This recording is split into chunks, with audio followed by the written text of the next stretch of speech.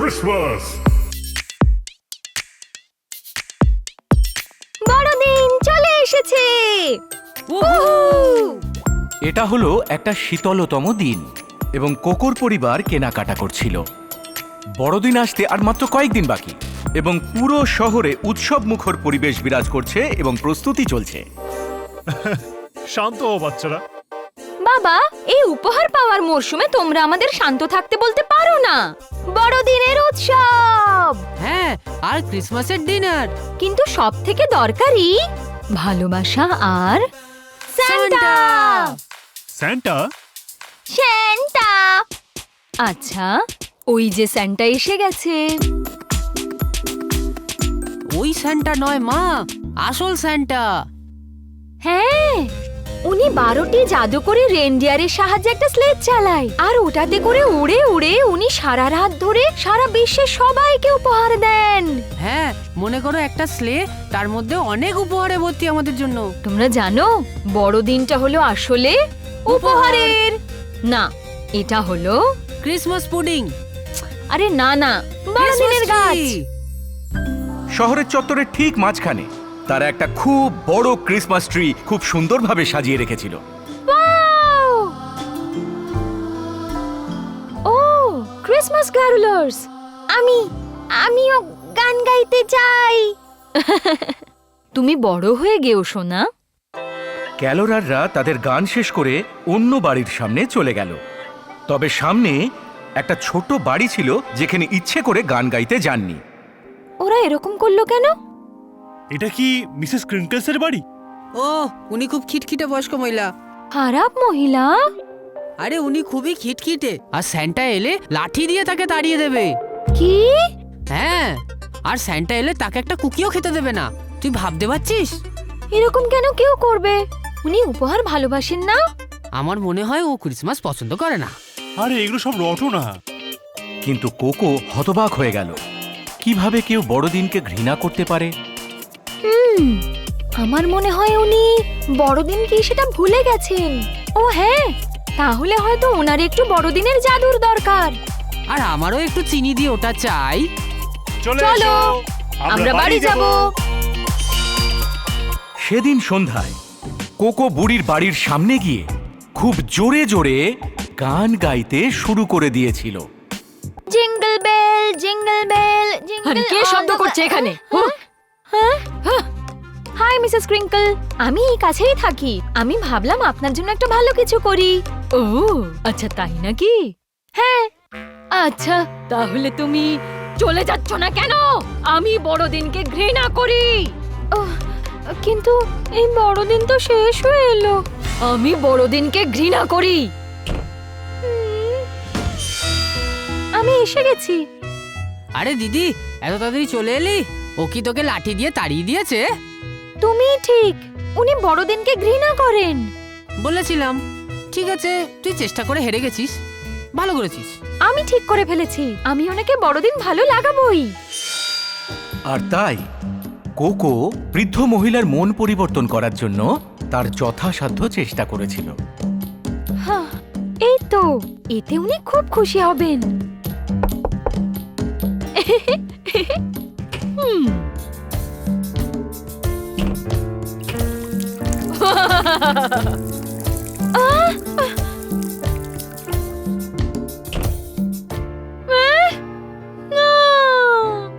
বেশ করেছি আমি।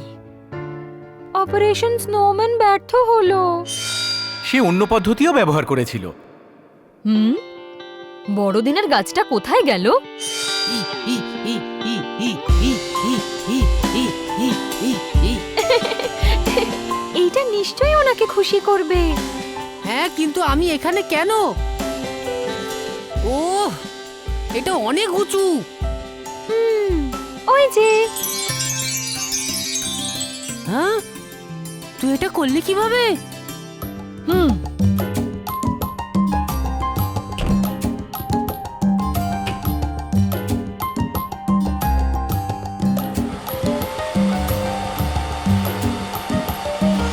এটা মিসেস ট্রিঙ্কল নয়, আরে এ হলো মিসেস গাম্বল। হ্যাঁ, কোকো এত সহজে ছেড়ে দেওয়ার মেয়ে ছিল না। এখানে আমার জমানো টাকা খরচা হবে। ও খুব সাবধানে দরজায় তারাগুলো বসিয়ে দিল। এবার আমি আলো জ্বালাবো। ইয়া! তারাগুলো জ্বলে উঠল আর জানালাগুলিও খুব উজ্জ্বলভাবে আস্তে আস্তে জ্বলতে শুরু করে দিল। দুষ্টু বাচ্চারা আমায় শান্তি দিচ্ছে না। ও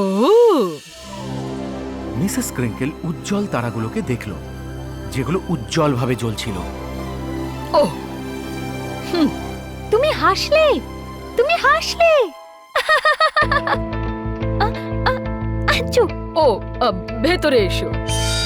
সে কোকোর ঠান্ডা হাতের মধ্যে হট চকলেটটা ধরিয়ে দিল। এইটা তার হাতকে গরম করে তুলল। তো তুমি সেই দুষ্টু মেয়ে কদিন ধরে আমাকে বিরক্ত করছো। হ্যাঁ, কিন্তু দেখো আমি পেরেছি। তোমার ওই তারাগুলো ভালো লেগেছে, তাই না? মনে হয়। সেই দিন থেকে কোকো প্রায়ই মিসেস ক্রিঙ্কেলের সাথে দেখা করতে যেত। সে তাকে ভালো করে জানতে শুরু করলো। কি জোরে জোরে গান বাজাচ্ছে, ওরা মনে হয় নাচও করবে। তোমারও যাওয়া উচিত। একদম না, একটু নাচলেই আমার এই বুড়ো হাড় ভেঙে যাবে। আমার নাচার দিন চলে গেছে। তুমি আগে নাচতে? আমি খুব ভালো নৃত্যশিল্পী ছিলাম, বুঝলে শোনা।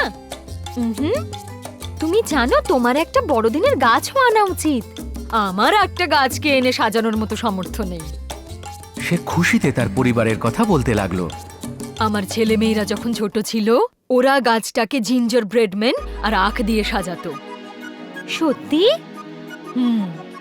আমাদের একটা বিড়াল ছিল যাকে আমি খুব ভালোবাসতাম। সে সব সময় ওই বড়দিনের গাছটার আশেপাশে ঘুরতো, একটু খাওয়ার আশায়। ও তাই? সেই জন্যই আমরা সব জিঞ্জার ব্রেড আর ক্যান্ডিগুলো খেয়ে ফেলতাম তাড়াতাড়ি ওর জন্য।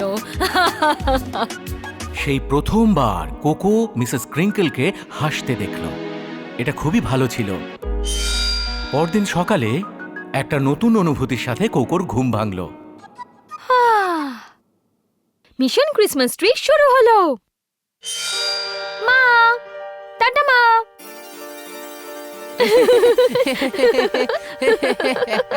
হ্যাঁ, ও কি বলে গেল? ও হবে তো এখন নতুন বন্ধুর বাড়িতে যাচ্ছে। কোকো দোকানে চলে গেল আর এক বাক্স গরম জিঞ্জার ব্রেড মেন আর কিছু ক্যান্ডি কিনলো। না কোকো, মন দাও। তারপরে সে একটা ক্রিসমাস ট্রি কেনার জন্য গেল এবং তখন তার পকেটের শেষ টাকাটাও খরচ করে ফেলল। এখন এটা আমি কি করে নিয়ে যাব মিসেস ক্রিঙ্কেলের বাড়িতে? সে তার জাদু শক্তি ব্যবহার করে এই গাছটা তুলে ফেলল এবং বিভিন্ন রাস্তা দিয়ে ও সেটাকে নিয়ে যাচ্ছিল এবং শেষ পর্যন্ত সে এভাবেই তার বাড়িতে পৌঁছে গেল। তারপর ঠিক তখনই মিসেস ক্রিঙ্কেল দরজা খুলে বাইরে বেরিয়ে এলো। আবার এসেছো? আমি তোমার কথা ভাবছিলাম। বোঝাই যাচ্ছে। ভেতরে এসো, আমি কেক বানাচ্ছি। মিসেস ক্রিঙ্কেল ভিতরে চলে গেলেন। কোকো তার কাজে লেগে গেল। সে তার হাতটা নাড়িয়ে ক্রিসমাস ট্রিটাকে খুব সুন্দরভাবে লিভিং রুমের ভিতরে নিয়ে এলো। সে খুব তাড়াতাড়ি গাছটাকে সাজাতে শুরু করলো। হয়তো একটা। ও সে এলো তার কাছে। সে ক্রিসমাস ট্রিটাকে দেখলো, ভালো করে দেখলো, আর দেখে সে অবাক হয়ে গেল। সারপ্রাইজ! এটা খুব সুন্দর কোকো, ধন্যবাদ। কোকো মনে মনে খুব খুশি হলো। তারা দুজনে পাশাপাশি বসে সেটা খেতে থাকলো আর খেতে খেতে তারা দেখতে লাগলো ওই ক্রিসমাস ট্রিতে কত ক্যান্ডি আর কত লাইট সাজানো আছে। মিসেস ক্রিঙ্কেল খুব খুশি হলো। সে একটা গানও চালিয়ে দিল। এটা আমার সব থেকে প্রিয় গান।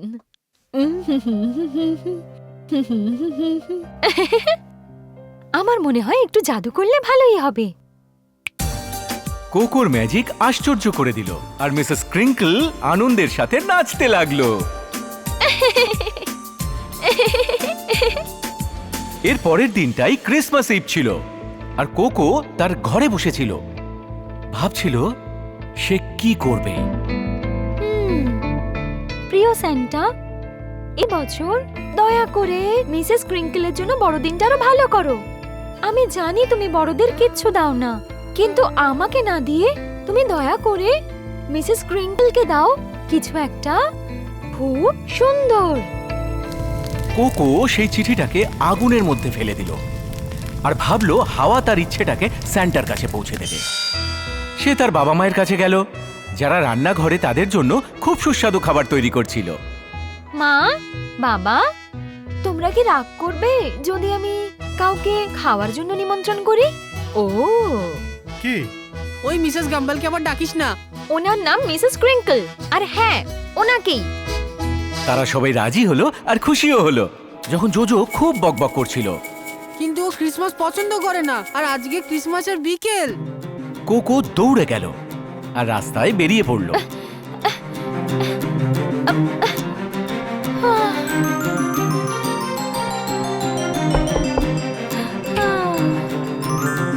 কোকো, কি হয়েছে? মিসেস মিসেস ক্রিঙ্কল, তুমি কি আমাদের সাথে খাবে? মিসেস ক্রিঙ্কেলের মুখটা হালকা হাসিতে ভরে গেল। আমি খুব খুশি হব। মিসেস ক্রিঙ্কেল সবাইকে তার বাড়িতে স্বাগত জানালো, আর তার সাথে টরিটোর ছোট্ট কুকুরছানাটাকে। কিন্তু জোজো ওখান থেকে একটু দূরেই দাঁড়িয়েছিল। তুমি তো কোকোর ভাই, তাই না?